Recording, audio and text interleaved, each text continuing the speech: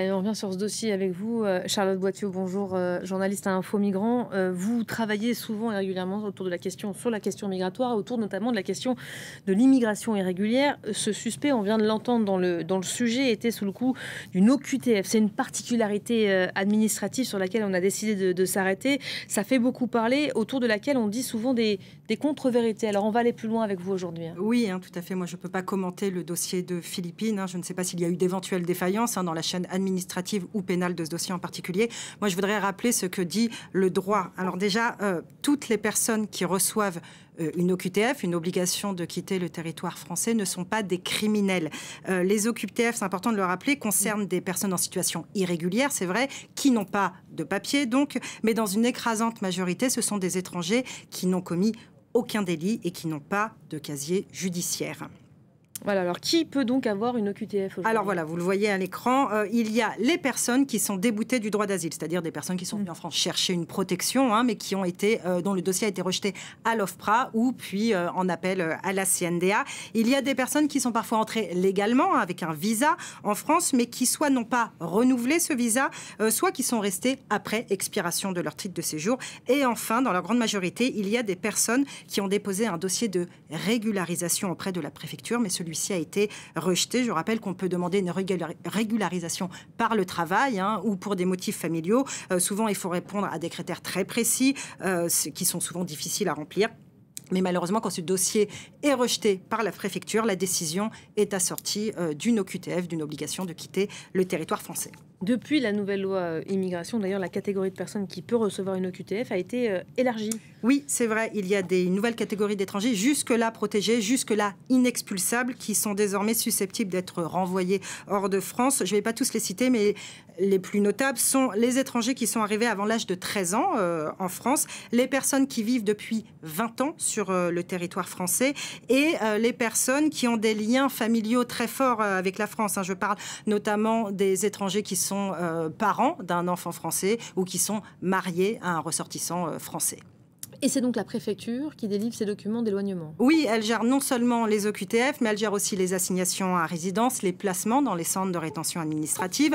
Et c'est un système qui fonctionne pas très bien. C'est pas moi qui le dis, c'est la Cour des comptes en 2024, lors d'un rapport qu'ils ont remis en début d'année. Ce rapport dit que les préfectures se disent en fait saturées. Elles se disent débordées par tous ces dossiers d'éloignement à gérer. On va regarder les chiffres peut-être qui sont assez parlants. Entre 2019 et 2022, seuls 5% des personnes sous OQTF sont allées en centre de rétention. Pourquoi si peu?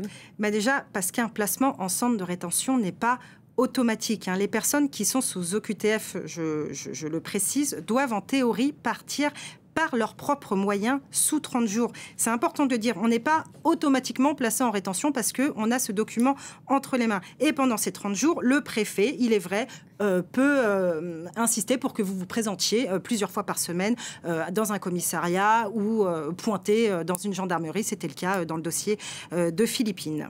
C'est pour ça que si peu d'OQTF aujourd'hui sont appliqués en France. Oui, mais pas que. Alors, vous l'avez dit, 5% des personnes sous OQTF vont en CRA, mais sur l'ensemble des OQTF qui sont délivrés en France, seuls 12% sont exécutés, mènent à l'expulsion, à l'éloignement d'un étranger du territoire français, alors même que la volonté politique de l'ancien ministre de l'Intérieur, Gérald Darmanin, était d'expulser plus.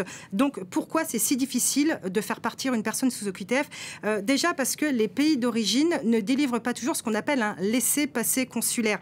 C'est un document, pour faire simple, qui est essentiel pour procéder à une expulsion. On va demander au pays d'origine de reconnaître le ressortissant à expulser. Et si le pays décide de ne pas reconnaître ce ressortissant, décide de dire non, cette personne ne fait pas partie du pays, tout simplement, l'expulsion est impossible. Ça, c'est un fait de droit. On ne peut pas le contrer. Le président Emmanuel Macron, je fais une petite parenthèse, fait souvent pression sur les pays du Maghreb, l'Algérie notamment, le Maroc aussi, qui refusent souvent de délivrer ces laissez-passer consulaires et donc bloquent un nombre assez important d'expulsions. Ensuite, il y a des personnes qui sont sous OQTF mais qui ne sont pas expulsables, tout simplement. Je pense notamment aux Afghans, dont le pays est dirigé par les talibans, ou aux Syriens, dont le pays fait face toujours à une guerre. Et dans des cas un peu plus anecdotiques, mais quand même à noter, il y a des compagnies aériennes qui refusent tout simplement d'embarquer les personnes qui doivent être expulsées. Alors, qu'est-ce qu'on fait en fait de toutes ces personnes? Elles ont des OQTF, mais on ne peut pas les expulser. On ne peut pas non plus les retenir indéfiniment en centre de rétention. C'est tout simplement illégal. Hein. Je l'avais dit en début de chronique, je le redis. Ne pas avoir de papier, ce n'est pas un délit en France. C'est une irrégularité administrative. Donc, on ne peut pas retenir les gens en centre de rétention de manière infinie.